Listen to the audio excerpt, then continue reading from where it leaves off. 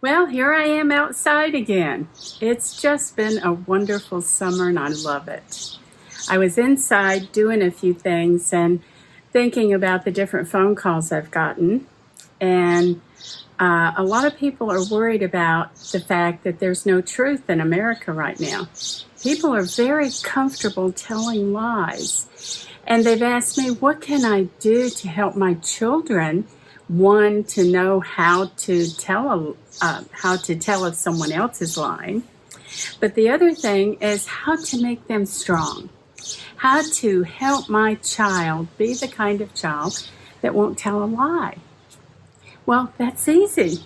And that's what we're going to talk about today. I developed something for my children, and I encourage everyone to do this. We think that punishment for a child for a really big problem or something that they've done, maybe they've broken something, whatever, that punishing them is the most important thing. Real discipline is not punishment. I mean, you have to punish some, but that's not the point of discipline. Discipline is at its best when it teaches the child something. When you take what they've done wrong and you decide to use that to help them become a better person. Does that kind of sound like somebody we know if we're a Christian? Isn't that what God does to us? He takes us in our worst form and with our worst tragedy or problem that we've caused, and He teaches us how to be a better person afterwards. So, with my daughter's permission, what I do for my grandchildren is I tell them, if you tell me the truth, there is no punishment. Now, I did that for my own children. If they told me the truth, I never punished for what they did wrong. But we found a way to incorporate what they'd done wrong into their lives so they actually learn something from it. So, for example, if one of my grandgirls that lives close to me is over at my house and tells a lie, then I call them in front of me and I say, okay, I think I heard something that's not right.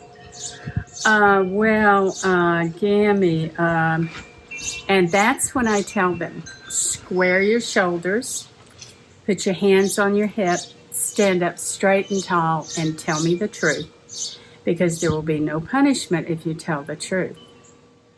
And that's when they do this, they're physically doing something, squaring their shoulders, putting their hands on their hips, and then they look right at me and say, yep, I shouldn't have done that. I pushed Sissy, or I took her toy, or I broke your lamp, or I did this or that. Whatever it is, they're owning it. And that's the word I use a lot. Own it. Stand up to it. Yeah, I did that. I'm really sorry about it, and I shouldn't have done it. I know that. But yes, I'm going to be honest and say that I did that. I also encourage them, don't say that if you didn't do it for real. But don't lie. Stand up and take ownership of your life. Well, after they've done that, and there's been big hugs because they told me the truth, let me tell you this first, parents. You will never be able to help your child unless you know where they are. Unless you know what's going on in their head, you cannot help them.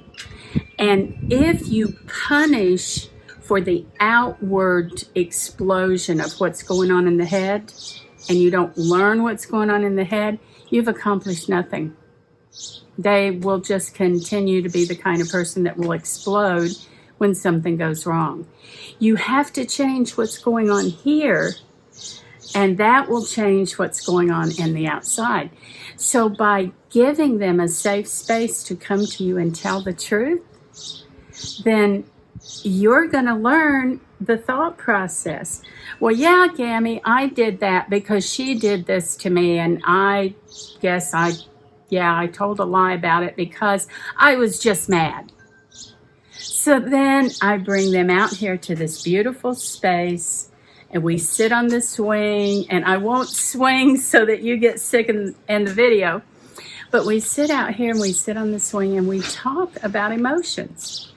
Because the real problem was not what she did to Sissy. The real problem is the emotions. And how do we handle them? By getting them to tell the truth, I've learned what's going on up here. There have been several times where the little one just melts down crying and says to me, I'm just so frustrated. I don't know what to do. Help me, Gammy. I don't know what to do. Wow. That is a point where I can get in and come to the swing or sit in the living room or play a game even with them, but have conversation as we're playing the game so that they learn this is how you deal with emotions. I hope this has helped you.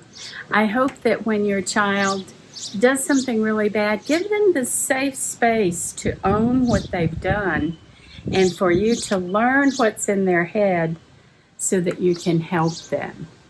And you can always gear, if you feel like there does need to be punishment afterwards, you can gear it to something good and strong for them.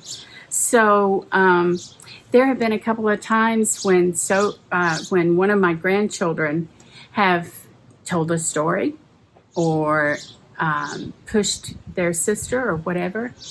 And I would say, okay, thank you for being honest, and this is not really punishment. But I tell you what I want us to do. I want us to play a game and have some happy emotions together. And this is what we're going to play. And I know that it's a game that the one doesn't like that started the problem, and the other one does. So while we're playing the game, they're giving, they're learning to deal with it, they're learning to deal with their emotions. Discipline your child, but make sense when you discipline them. Give them a safe space. Ooh, that breeze feels wonderful. Give them a safe space and a place to grow as you discipline them. This is Debbie Jansen with Honest Information for Powerful Lives. I hope you're having a beautiful day just like I am. And God bless you as you grow your children.